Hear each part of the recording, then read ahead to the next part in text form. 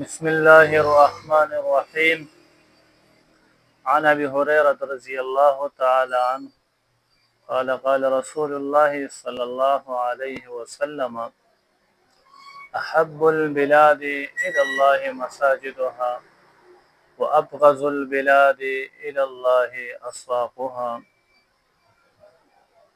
حدیث کې پیغمبر علیه الصلاۃ والسلام مونږ ته فرمایل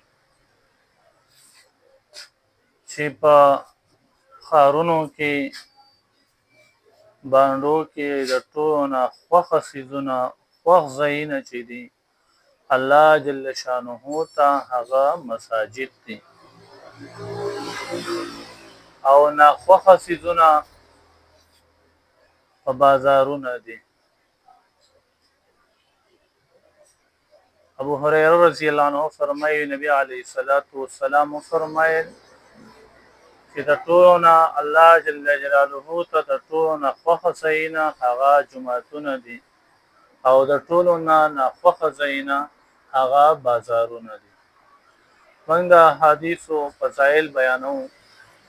د هر یو حدیث ځان له فضیلت چې دا بیانېږي تمام مسلمانانو له پکار دی چې دا فضایل واوري او په دې باندې عمل وکړي. نو د حدیث منشا هغه اصل کې دا ده چې موږ او تاسو چې کم ټیم بازارونو له ورکو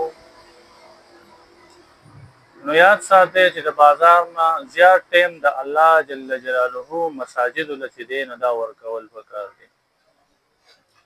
بازار لچې سړی کم ټیم ورکوي دې په بازار کې د خپل دین موافق زندگی چې دنو دا تیروي. مثلا د دین دا وي چې ته په بازار کې دروغ مو وایا، دوکه مه کوه، فریب مه کوه، بددیانتي چا سره مه کوه، وعده خلافي دا چا سره مه کوه.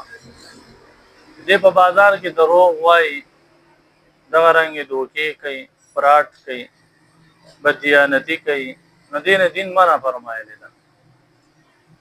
بازار به حسب ضرورت استعمالول دا جایز دی، بلکې د تاجر په باره کې نبی علیه الصلاۃ والسلام فرمای التاجر الصدوق مع النبیین والصدیقین والشهداء.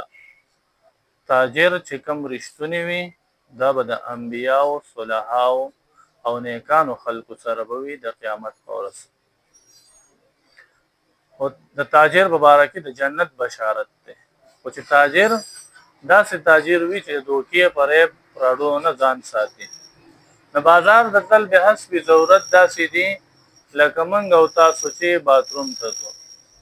موږ تاسو باتروم بیت الخلا اگر چې نجاست والا ځای دی موږ او تاسو ناخوښه ګڼو، مکروه ګڼو، ولیکن زموږ ضرورت وي موږ هغې ته خامخا ځو.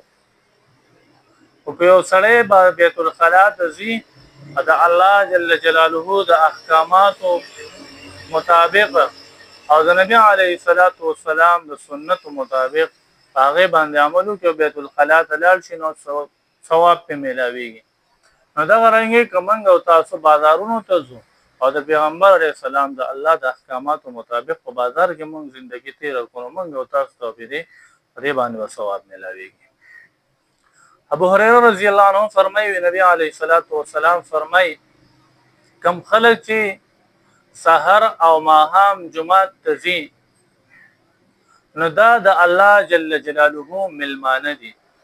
د سحر په وخت کې هم او د ماهام په وخت کې دي جماعتونو تزي ودا د الله جل جلاله ملمانه دي او په قربه باندې دا لازم وي چې د خپل ملمه اکرام کوي. الله جل جلاله به زمون په جنت سره چې دین دا به اکرام کوي.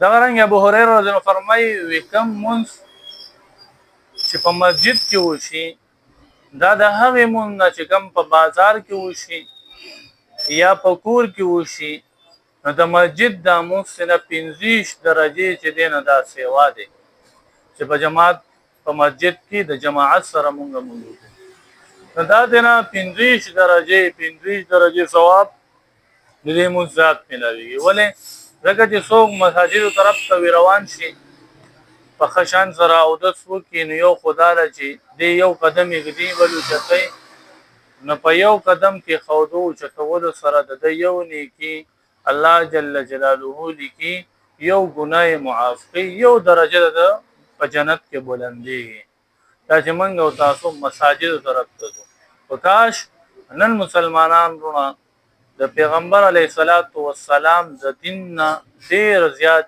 لري دي ډیر زیات نا خبره دي او موږ له فکر دي چې د خپل پیغمبر سره مینه وکړو د هغه د احادیث سره مینه وکړو د قران او د احادیث سره موږ مینه وکړو دله موږ وخت ورکو دا موږ زکو او په خپل عملی ژوندۍ کې راولو الله دې عمل کولو توفیق